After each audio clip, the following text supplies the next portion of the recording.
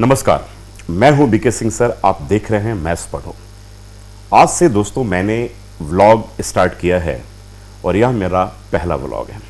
इस व्लॉग में एक बहुत इंपॉर्टेंट टॉपिक लेकर के मैं आप सबके सामने आ रहा हूं और आने वाले दिनों में बहुत सारे ऐसे ही व्लॉग लेकर के आता रहूँगा। फ्रेंड्स, यह व्लॉग केवल 10th के बच्चों के लिए नहीं है, बल्कि 9, 10th, 11, 12 सारी क्लास के बच्चों के लिए। तो आज के ब्लॉग का टॉपिक है मैथ्स को दोस्त कैसे बनाएं। दोस्तों, आपने सुना होगा कि जीतने वाले कोई अलग काम नहीं करते, वो हर काम को अलग तरीके से करते हैं। जिस दिन आप अपने काम को अलग तरीके से करना स्टार्ट कर देंगे, उस दिन से आप प्लीज मानिए, मेरी बात को मानिए, उस दिन से वह काम आपके लिए आसान हो जाएगा। मैथ्स में आपके अंदर डर है। डर के पीछे सबसे जो मेजर जो कारण है ना, वह आपका नेगेटिव एटीट्यूड टुवर्ड्स मैथ्स है। यानी कि मैथ्स को आप पहले से ही इतना ज्यादा आप इंपॉर्टेंट दे चुके हो कि भाई ये मुझसे होना नहीं है, मैं नहीं कर पाऊंगा। लेकिन आपने कभी अपने आप से पूछा कि उस मैथ्स को आसान करने के लिए आपने कितना एफर्ट पुट किया? तो जब आप अपने एफर्ट को तौलेंगे कि भाई हमने कितना एफर्ट पुट किया है, और जो आप उसके बारे में सोच रहे हो कि मेरे लिए तो बहुत मुश्किल है, तो हमेशा याद रखना एफर्ट आपने बहुत कम किया होगा। हम कहते हैं ना, हम जब छोटे थे तब से हमने पढ़ना शुरू किया है कि मैथमेटिक्स जो है प्रैक्टिस का सब्जेक्ट है, प्रैक्टिस का सब्जेक्ट है, प्रैक्टिस का सब्जेक्ट है। बच्चों, आप मेरे बातों के ऊपर ट्रस्ट करना। इस दुनिया में हार्ड वर्क के ऊपर कोई सब्स्टिट्यूट नहीं है। अगर आप जिस दिन जिंदगी में हार्ड वर्किंग हो गए ना, तो मानकर चलिए आपके लिए चाहे वो मैथ्स हो, चाहे फिजिक्स हो, चाहे केमिस्ट्री हो, हर चीज आपके लिए आसान है। तो एक तो है कि आप अपने हार्डवर्क के ऊपर भरोसा कीजिए। अगर आपको लगता है कोई चीज हमारे लिए मुश्किल है, तो उसका एक सब्स्टिट्यूट है, दैट इज हार्डवर्क। सेकेंड है positive thinking towards the subject. जिस सब्जेक्ट को आप अपने लिए आसान करना चाहते हैं, उसके लिए पॉजिटिव सोचिए। पहले आप नेगेटिव क्यों सोचते हो? आप पहले ही सोच लेते हो कि मुझे बड़ा डर लग रहा है यार, मुझसे होगा नहीं, मैथ्स में तो मुझे बहुत डर है। तो जब आप डरते रहोगे ना, तो एक बात मानकर चलना, वह सब्जेक्ट भी आपको डराता ही रहेगा। जितना डरोगे उससे ज्यादा आपको सब्जेक्ट को डराएगा। तो डरते क्यों हो? अपनी थिंकिंग को बिल्कुल पॉजिटिव रखो और मैथ्स आसान है। मैं पिछले 20 वर्षों से मैथ्स पढ़ा रहा हूं और मैंने ऐसे बच्चों को भी देखे हैं कि जिन बच्चों ने 40 नंबर प्री बोर्ड के पेपर में लेकर आए हैं, और वही बच्चा सीबीएसई बोर्ड के पेपर में 100 नंबर लेकर आता है। और मेरे पास ऐसे कोई 1-2 नहीं, 50 नंबर्स में मेरे पास ऐसे रिकॉर्ड्स हैं और उनके टेस्टिमोनियल्स हैं। तो क्या वो बच्चे आपसे अलग हैं? बिल्कुल नहीं अलग हैं, लेकिन उन्होंने काम अलग तरीके से किया। और जब काम अलग तरीके से किया, तो ऑटोमेटिकली वो उस क्राउड से, जो क्राउड डर रहा उस सब्जेक्ट से, उससे वो आगे निकल गया और बहुत पेपर में अच्छा स्कोर किया। तो काम को हमें अलग तरीके से करना है, अपनी थिंकिंग को पॉजिटिव रखना है। नेक्स्ट पार्ट है कि आपका वर्क, जो आपका काम है, वो एकदम सिस्टमैटिक होना चाहिए। हम मार्च में, अप्रैल में अपनी पढ़ाई करते हैं और आर.डी. शर्मा की बुक स्टार्ट करते हैं। सबसे पहले आर.डी. शर्मा लेकर के बैठ जाते हैं। कभी आपने सोचा कि आप आर.डी. शर्मा लेकर के बैठे, उस एनसीईआरटी का क्या होगा? एनसीईआरटी एग्जाम्पलर का क्या हो गया? यानी कि आपने चलना ही स्टार्ट किया। आप 10th में आने के साथ ही दौड़ने लगे, और वो दौड़ना नहीं है, पहले रेंगना है। उसके बाद धीरे धीरे दीवार को पकड़ करके फिर खड़ा होना है, और जब खड़ा होना सीख जाए ना, फिर चलना है, और चलने के बाद फिर आप दौड़िए ना, कहीं आपको मुश्किल नहीं आएगी। तो आपने रेंगना सीखा है। देखते हो ना छोटे बच्चों को, जब वो क्रॉलिंग करते हैं, क्रॉल करते हैं, क्रॉल करने के बाद धीरे धीरे अपने पेरेंट्स के सपोर्ट से, जब माँ बाप उसको उंगली पकड़ करके उठाते हैं, धीरे धीरे बच्चा चलना शुरू करता है। नहीं, चलने के साथ साथ फिर बहुत तो नॉटी सा हो जाता है, फिर उसके बाद धीरे धीरे दौड़ना भी शुरू कर जाता है। ठीक है, तो चीजों को सीख जाता है समय के अनुसार। लेकिन आपने तो क्लास 10th स्टार्ट किया, और स्टार्ट करने के साथ ही इतनी मोटी बुक लेकर के बैठ गए, और आप ये सोचते हो कि आर.डी. शर्मा की बुक हमारे पास है, स्टेटस सिंबल है। बिल्कुल नहीं है। कभी आपने समझा, कभी आपने पिछले 20 साल का क्वेश्चंस का रिकॉर्ड चेक किया? आप रिकॉर्ड चेक कर लीजिए। 60 से 70% जो क्वेश्चंस हैं वो एनसीईआरटी से बिल्कुल डायरेक्टली पूछे जाते हैं। कोई भी अगर आपको कहता है कि ऐसी बात नहीं है, आप उनको मेरे पास लेकर आइए, मेरे चैनल पे लेकर आइए, मैं खुलेआम डिबेट करने के लिए तैयार हूं। आपने कभी एग्जाम्पलर को ध्यान से देखा? आपने कभी ऐसा सोचा कि पिछले 4 से 5 वर्षों में, खास करके 2018, 19 और 20 में एनसीईआरटी एग्जाम्पलर से मेरे बच्चों डायरेक्टली क्वेश्चन जो है वो सीबीएसई बोर्ड के पेपर में पूछे गए? तो जब तक आप एक डीप स्टडी नहीं करोगे, जब तक आप चीजों को नहीं समझोगे, तब तक आपके लिए सब्जेक्ट आसान कैसे होगा? तब तक आप उससे अपना दोस्त कैसे बनाओगे? मैं अगर आपसे एक छोटा सा सवाल पूछता हूं, अगर मैं एनसीईआरटी का मान लो कोई भी एक एक्सरसाइज है, क्वाड्रेटिक इक्वेशन है मान लो, उसके किसी भी एक एक्सरसाइज का मैं पूछूं कि भाई 4.3 का क्वेश्चन नंबर 2 का आप जरा 2 सेकंड के अंदर मुझे सॉल्यूशन निकाल करके दिखा दो, आपकी हालत खराब हो जाएगी। क्यों? इसके पीछे क्या रीजन है? कि आपका वर्क सिस्टमैटिक नहीं है। भाई आपने साइंस के रजिस्टर में मैथ्स करा हुआ, साइंस को मैथ्स में करा हुआ, मैथ्स में सोशल साइंस करा हुआ है। जिस दिन आपका काम ऑर्गेनाइज्ड नहीं होगा तो आप लाख मेहनत कर लो, 18 घंटे आप पढ़ाई कर लो, एग्जाम के समय में यह निश्चित है कि आप पजल्ड होंगे।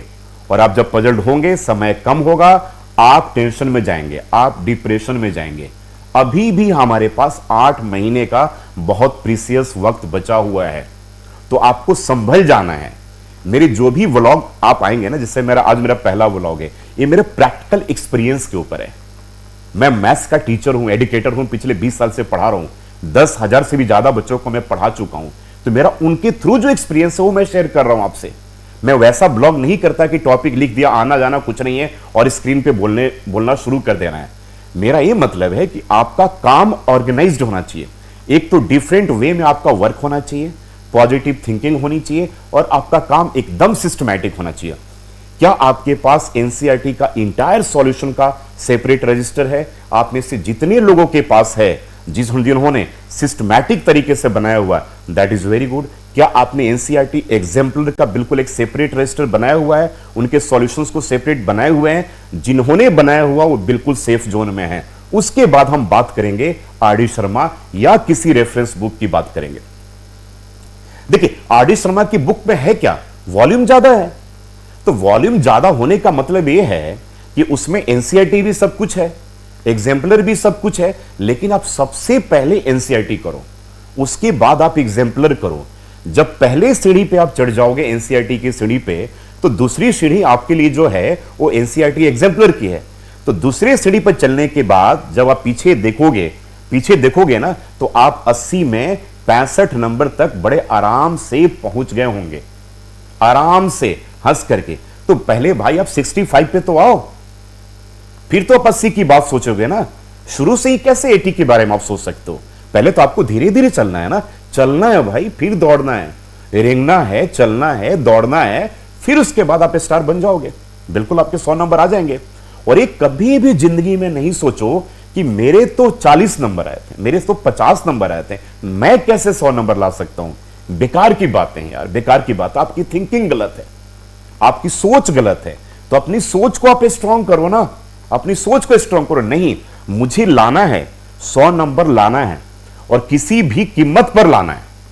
Nobody can stop you. कोई भी दुनिया की ताकत नहीं जो आपको 100 नंबर लाने से रोक सके। तो आप पैशनेट होना चाहिए, आपके अंदर एक जुनून होना चाहिए भाई कि मुझे इस काम को करके दिखाना है। मुझे मेरी जिंदगी का जो पहला सीबीएसई बोर्ड का पेपर है, 10वीं का जो बोर्ड है, उसमें मुझे 100 में 100 नंबर लाना है। उस लाने के साथ जिंदगी में कभी आप ये मत सोचिए कि मेरे पिछले जो पेपर था, पिछला जो मेरा एग्जाम था, उसमें मेरे कितने मार्क्स आए। इसे नहीं सोचना हमें। तो हमें सोचना है कि मुझे लाना है। हम आगे की बात सोचेंगे, पीछे की बात नहीं सोचेंगे कि मेरा मैथ्स पुअर है, मैथ्स में मैंने मार्क्स पिछले क्लास में नहीं लाया, अब कैसे ला सकते हैं। नेगेटिव थिंकिंग है। तो आप जिस दिन नेगेटिव थिंकिंग अपनी जिंदगी में रख लोगे ना, तो एक बात मान कर चलना, जिंदगी में आप कुछ नहीं कर पाओगे। तो पॉजिटिव थिंकिंग हमें रखना पड़ेगा, हमें काम को अलग तरीके से करना पड़ेगा, हमें अपने वर्क को सिस्टमैटिक ऑर्गेनाइज्ड रखना पड़ेगा। मैं एक सवाल आप सबसे पूछता हूं कि जब आप एनसीईआरटी का सॉल्यूशन आप जब रजिस्टर बनाते हो, बहुत बच्चे उसमें क्वेश्चन लिखते नहीं है, केवल आंसर लिखते हैं। एक बात बताओ ना, जब सीबीएसई बोर्ड का पेपर दोगे तो क्वेश्चन के लिए आप एक बुक निकाल करके बैठे हुए हो, सॉल्यूशन के लिए आप अपना रजिस्टर लेकर के बैठे हो, एक आप एनसीईआरटी एग्जाम्पलर लेकर के बैठे हो, एक आप आरडी शर्मा लेकर के बैठे हो। तो इतनी सारी चीजों को आप एक साथ लेकर के बैठ जाओ तो पजल होना बिल्कुल स्वाभाविक है। तो आपका काम ऑर्गेनाइज होना चाहिए। और सबसे जरूरी चीज है कि आप अपने क्वेश्चंस को ऑर्गेनाइज करो, उनको कैटेगराइज करो। ये बहुत इंपॉर्टेंट पार्ट है बच्चों।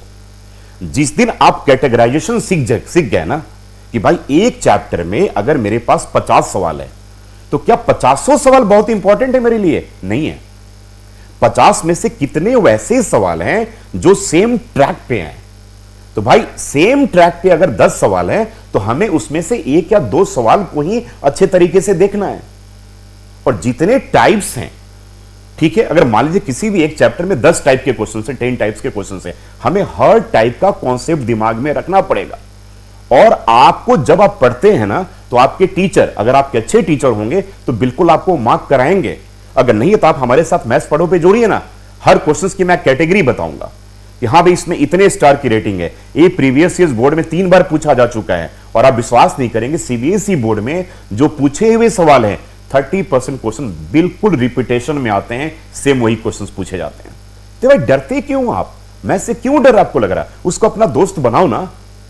अगर आपके पापा आपको शॉपिंग के लिए ले जाते हैं, आपको वहां पे सारे ब्रांडेड याद रहते हैं कि पापा मुझे शूज एडिडास का पहनना है, रिबॉक का पहनना है। जितना पैशनेट, जितना जुनून आपको उस शूज के लिए, उस जूते के लिए है, ठीक है, अच्छी गाड़ियों पे बैठने हैं, मुझे मर्सिडीज पे बैठना है, ऑडी पे बैठना है, बीएमडब्ल्यू पे, जितना उस नाम से आपको प्यार है ना, वही प्यार अगर आप अपने मैथमेटिक्स से कर लेना तो बच्चों आपके लिए वाकई में मैथ्स बहुत आसान हो जाएगा। जिंदगी में जितने लोग टॉप पे निकले हैं ना, आप विश्वास नहीं करोगे, सबने शुरू में स्ट्रगल किया है, सबने शुरू में बहुत फाइट किया है, तब वो आज इतने सक्सेसफुल मुकाम पर है। आप ये सोचो कि जो एक बहुत सक्सेसफुल है, आप किसी एक सक्सेसफुल इंसान का आप नाम लेते हो, मार्क जुकरबर्ग है या जो भी है, ठीक है, बड़े से बड़े इंडस्ट्रियलिस्ट का आप नाम लेते हो, आप विश्वास नहीं करोगे उसके पीछे उसने बहुत तपस्या किया है। तो बच्चों ये 10th 11th 12th जो है ना, ये आपका तपस्या का स्टेज है। इसी स्टेज में आपको मेहनत करना है। और कोई भी सब्जेक्ट मुश्किल नहीं है, मेरा अपना मानना है, लेकिन आप उसके प्रति आपको अब जुनून दिखाना पड़ेगा। एक सवाल आप करते हो, अगर वो सवाल नहीं आपसे आता है तो आप हिम्मत हार जाते हैं, और जब सवाल आता है तो बड़े आप खुश रहते हैं। तो ऐसा तो आएगा जब रास्ते में आप चलेंगे, ठीक है, तो ऊंचे नीचे रास्ते तो आते ही रहेंगे, कोई दिक्कत नहीं है भाई। तो जो अगर हम 10 सवाल कर रहे हैं, 10 सवाल में अगर मुझे लगता है कि 3 सवाल मुझे परेशान कर रहा है, 3 सवाल मुझे दुख में डाल रहा है, तो उस 3 सवाल को आप नोट करो ना अलग तरीके से।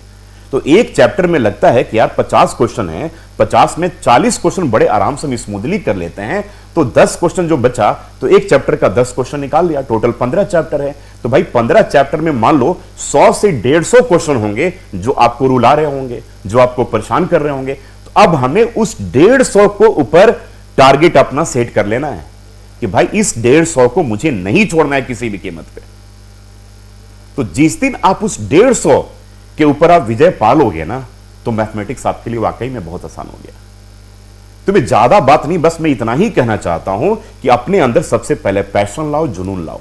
8 महीने का टाइम आज भी बचा हुआ है, जुलाई से लेकर के फरवरी। आप आज के दिन में आज ठान लो ना कि मुझे 2021 के बोर्ड के पेपर में 100 नंबर मुझे लाना है, और दुनिया की कोई भी ताकत मुझे नहीं रोक सकती। जिस दिन आपके अंदर ये जुनून आ जाएगा ना, तो कोई भी वाकई में दुनिया में आपको कोई भी नहीं रोक सकता। लेकिन वो पैशन लाना पड़ेगा, वो जुनून लाना पड़ेगा, वो किलिंग इंस्टिंक्ट लाना पड़ेगा कि नहीं मुझे कुछ करना है यार जिंदगी में। मुझे आप आज सोच लो कि मुझे आईटी क्रैक करना है, तो करना है तो करना है भाई। अब आप किस लेवल पे हो, क्या आपका लेवल, उसके बारे में मत सोचो कि मेरे मैथ्स में मार्क्स नहीं आए, हमेशा नेगेटिव सोचते रहते हो। तो आप अपने काम को सबसे पहले ऑर्गेनाइज कीजिए, सेपरेट रजिस्टर बनाइए, खास करके एनसीईआरटी और एनसीईआरटी एग्जाम्पलर का क्वेश्चंस की मार्किंग कीजिए। वेरी इंपॉर्टेंट सीबीएसई बोर्ड में आए हुए क्वेश्चंस। जब आपका लेवलिंग प्रॉपर रहेगा ना, तो कम समय में आप उस रजिस्टर के केवल पेज को पलट करके देख करके पेपर देने जाओगे, और जा करके आपके मार्क्स आएंगे। ये मैं आपको गारंटी दे रहा हूं। आप सीबीएसई बोर्ड का पेपर मान लो अगर 20 मार्च को होना है, एक बात बता रहा हूं, तो 19 मार्च को अगर आपने पूरे साल पढ़ाई नहीं किया है ना, तो आपकी मम्मी पापा पूजा कर लेंगे, पूजा करके दही खिला देंगी चम्मच से, और माथे पे टीका लगा देंगी। कभी जिंदगी में मार्क्स नहीं आने हैं। मार्क्स अपने कर्मा से आता है। आप जिस दिन ठान लोगे ना कि मुझे लाना है यार 10th बोर्ड में या 12th के बोर्ड में 100 नंबर, कोई दुनिया की ताकत आपको नहीं रोक सकती। लेकिन उसके लिए कर्म तो करना पड़ेगा ना, कर्मा तो करना पड़ेगा ना। बिना कर्म का कैसे आना है बच्चों? तो कर्मा है क्या? Positive thinking. वो कर्मा है क्या? Systematic and organised work. वो कर्मा है क्या? Hard working. वो कर्मा है क्या? कभी भी नेगेटिव हमें नहीं सोचना अपने बारे में, हमेशा पॉजिटिव सोचना। Yes I can do this, yes I can, I can, I can. जिस दिन ठान लोगे ना 100 नंबर आना है। मैं स्वेयर करके बोल रहा हूं, अपने प्रोफेशन की स्वेयर कर रहा हूं कि जिंदगी में मैंने ऐसे बहुत बच्चे देखे हुए हैं जो 40 नंबर, 33 नंबर, जो मैथ्स में रोते थे, वही बच्चे बोर्ड के पेपर में 99 और 100 लेकर आए हैं। मैंने उनसे पूछा कि आखिर में आपने क्या किया, आपको क्या खास लगा? तो वो यही बात कहते हैं कि बीके सिंह सर, आपने कहा ना ऑर्गेनाइज्ड वर्क, तो हमने बोला ऑर्गेनाइज्ड वर्क से आपको फायदा क्या हुआ? तो बोला कि सर लास्ट के टाइम में हमने सारे बुक्स हटा दिए, सारे सैंपल पेपर हटा दिए, कुछ नहीं, एक हमारे पास केवल इतनी मोटी 300-400 पेजेस की रजिस्टर बच गया था। और पेपर के एक दिन पहले हम मूवी देखने गए और अगले दिन हमारा मैथ्स का पेपर था, बस उसी रजिस्टर को एक बार गो थ्रू करते गए और करके जाकर के पेपर दिया and I got 100 marks. Yes है, ये पॉसिबल है, उनकी टेस्टिमोनियल आपको मैं दिखा दूंगा। तो काम आसान है, आपका वर्क ऑर्गेनाइज नहीं रहता है, आपका काम सिस्टमैटिक नहीं हुआ है, पूरे साल आप परेशान रहते हो, इसका सॉल्यूशन कहां से मिलेगा, उसका सॉल्यूशन कहां से मिलेगा। कभी गूगल में सर्च करते हो, कभी फ्रेंड्स से बात करते हो, कभी व्हाट्सएप पे मंगवाते हो, कभी उसका क्वेश्चन गूगल में टाइप करके उसका सॉल्यूशन ढूंढते हो। यही तो परेशानी का कारण है कि आपका वर्क सिस्टमैटिक नहीं है, आपका काम ऑर्गेनाइज नहीं है। जिस दिन आपका काम ऑर्गेनाइज हो गया ना, उस दिन मैथमेटिक्स का आपके लिए आसान हो जाएगा और मैथमेटिक्स का आपका दोस्त बिल्कुल बनना ही बनना है। पॉजिटिव थिंकिंग दिमाग में हमेशा रखते रहिए, नहीं मुझे करना है, मैं कर लूंगा यार, मुझे हो जाएगा, मैं कर लूंगा, मेरे अंदर है। जिंदगी एक ही तो मिली हुई है मुझे, और उसी जिंदगी में मुझे सब कुछ करना है। उसी जिंदगी में मुझे 10th बोर्ड में 100 नंबर लेकर आना है। उसी जिंदगी में मुझे IIT भी क्रैक करना है। उसी जिंदगी में मुझे IAS भी बनना है। उसी जिंदगी में मुझे एक टॉप का एंटरप्रेन्योर भी बनना है और मुझे पूरी दुनिया को रूल भी करना है। जिस दिन आपके अंदर जुनून आ गया ना, तो उस दिन याद रखो आप पूरी दुनिया को लीड करोगे। ये मेरा चैलेंज है आप सबका। तो आप लाइए, आप उसी तरीके से जुनूनी बनिए, पागलपन अपने अंदर रखिए। देखो ना यार, बहुत पढ़ने वाले जो होते हैं ना, वो इतिहास नहीं रचते हैं। एक बात हमेशा मान करके चलना है, जिसके अंदर पागलपन है ना, जिसके अंदर मेहनत करने की तमन्ना है, जुनून है ना, वही इतिहास रचते हैं। तो आप चाहते हैं अगर हिस्ट्री क्रिएट करना, तो आप आज से लग जाइए। 8 महीने का आपके पास प्रीसियस टाइम बचा हुआ है। मैं चैलेंज करता हूं कि 100 नंबर कोई भी नहीं रोक सकता है। 99 तो सोचना ही नहीं है। अगर एक ही टारगेट सोचना है 100, तो वही सोचना है और आने वाले पेपर में आपके मार्क्स आएंगे। तो लास्ट में इस सेशन को हम फिनिश करते हैं। मैं हूं आपका अपना बीके सिंह सर, और इसी तरीके से आगे सारे व्लॉग्स भी लेता हूंगा। हर हफ्ते का 2 व्लॉग कम से कम लेता हूंगा। काफी फ्रूटफुल और जरूरी चीजें मैं दूंगा। देखिए यूट्यूब पे बहुत सारे व्लॉग देखते होंगे, ऐसे पढ़े, ये करें वो करें, ठीक है, वो टीचर पढ़ाते नहीं है, मैं बच्चों को पढ़ाता हूं। मैं एक्चुअल अपना जो मेरा एक्सपीरियंस है ना बच्चों के साथ, वही चीज मैं आपसे शेयर करूंगा। किताबी चीजों को मैं नहीं बोलूंगा, ठीक है। और मैं इसमें बहुत सारे बच्चों का टेस्टिमोनियल भी लाकर के आप सबको दिखाऊंगा। तो आप बने रहिए मेरे चैनल के साथ। मेरे चैनल का नाम है मैथ्स पढ़ो। सब्सक्राइब, लाइक और शेयर जरूर करते रहिए। और मेरे साथ बहुत सारे वीडियो जिस चैनल पे भी आप सबको मिलता रहेगा। अब आने वाला ब्लॉग किसी और टॉपिक के ऊपर होगा, तो आप चैनल को आप सब्सक्राइब जरूर कीजिए, लाइक जरूर कीजिए, और बेल आइकन को भी आप क्लिक कर दीजिएगा, ताकि आपके पास प्रॉपर इंफॉर्मेशन मिलता रहे। लास्ट में एक बार फिर से क्या क्या हमें करना है? Positive thinking. सेकंड क्या करना है? Hard working. उसका दुनिया में कोई सब्स्टिट्यूट नहीं है। मेहनत अगर आप करना सीख गए ना, सक्सेस आपको आज नहीं तो कल नहीं तो परसों मिलना ही मिलना है, ये बिल्कुल फिक्स है। थर्ड में ज्यादा टॉपिक नहीं, ऑर्गेनाइज्ड वर्क, ठीक है। Make your separate register for NCERT, separate register for exemplar. आप दोनों को बनाइए और अपने क्वेश्चंस को ऑर्गेनाइज कीजिए, कैटेगरी वाइज उनको ऑर्गेनाइज कीजिए। E for easy, A for average, D for difficult. आपके लिए अगर एक क्वेश्चन आप जब प्रैक्टिस कर रहे हो, आपको लगता है कि मेरे लिए बहुत आसान है, तो उसके ऊपर मार्किंग दीजिए ई का। अगर लगता है कि एवरेज है, मार्किंग दीजिए ए का। अगर लगता है कि डिफिकल्ट है, मार्किंग दीजिए डी का। और लास्ट में आप जब चेक करेंगे उस रजिस्टर को, और डी वाले को अलग कलर से हाईलाइट कर दीजिए, तो लास्ट में आपको यही दिखना है कि यार 500 पेज के रजिस्टर में जो डी वाले क्वेश्चन है, मुश्किल से 15 से 20 पेज ही मुझे बोले। तो करना क्या है? एग्जाम के पहले वही 20 पेज को हमें देख करके जाना है, उसी को पूरा टारगेट करके जाना है। बाकी सीबीएसई बोर्ड का पेपर अत्यंत ही आसान होता है। जो आपको डराता मूर्ख इंसान है। बोर्ड का पेपर आपके जिंदगी का, आपके करियर का सबसे आसान पेपर सीबीएसई बोर्ड का होगा। लेकिन जुनून रखना पड़ेगा, ठानना पड़ेगा कि मुझे 100 नंबर ही लेकर आना है। दिल मांगे मोर वाली बात है, 99 में मुझे सेटिस्फेक्शन नहीं है। Thank you so much and God bless you all. Bye.